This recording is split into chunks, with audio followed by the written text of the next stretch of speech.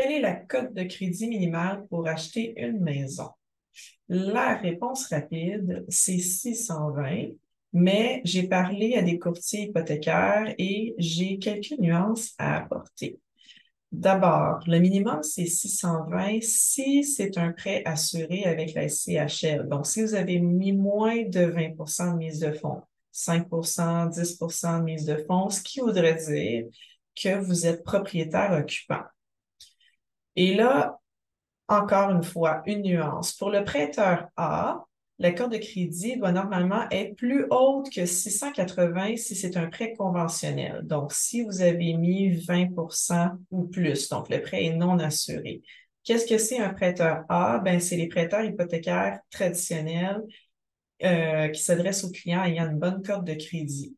Par exemple, Desjardins, Banque nationale, RBC, ils prennent moins de risques, donc ils vous offrent un meilleur taux.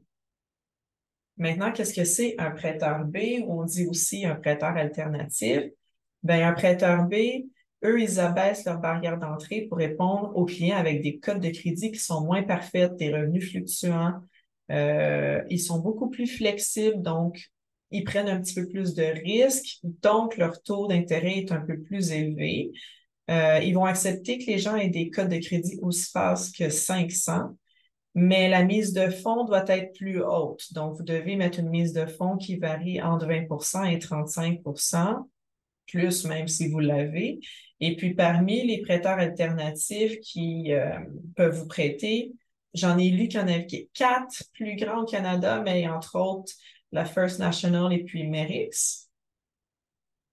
Et puis, je ne sais pas si vous voyez bien le titre, là, c'est le prêteur B, et c'est pour qui, en fait. Donc, c'est pas nécessairement pour tout le monde.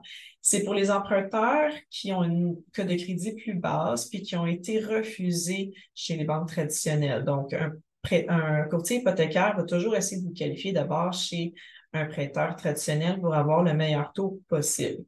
Les nouveaux arrivants qui n'ont pas encore bâti leur crédit peuvent se tourner vers les prêteurs alternatifs. Les travailleurs indépendants qui n'ont pas de revenus garantis, ça peut aussi être une bonne solution pour eux. Ensuite, le prêteur privé, c'est une autre option. C'est un prêteur alternatif aussi. Ben, il n'y a aucun minimum pour la cote de crédit. Chaque prêteur privé a ses propres critères. Ils sont très flexibles. Ils peuvent avoir un taux qui varie, disons, j'ai vu, entre 8 ça peut aller jusqu'à plus de 25-30 même. Donc, ça dépend beaucoup. Il faut magasiner son prêteur privé. Et le but d'un prêteur privé, c'est pour du court terme. Il faut être capable d'aller se refinancer rapidement à la banque parce que sinon, ben, on paye beaucoup trop cher d'intérêt, là. Il faut toujours avoir un plan de sortie rapide. Et puis, les prêteurs privés vont sûrement se prendre une garantie additionnelle. Ils vont vouloir que vous mettiez au moins 20-25 de mise de fonds de votre argent dans le projet, ou bien ils vont vous demander une collatérale. Ça veut dire que si vous avez une autre propriété, ils vont peut-être la prendre en garantie.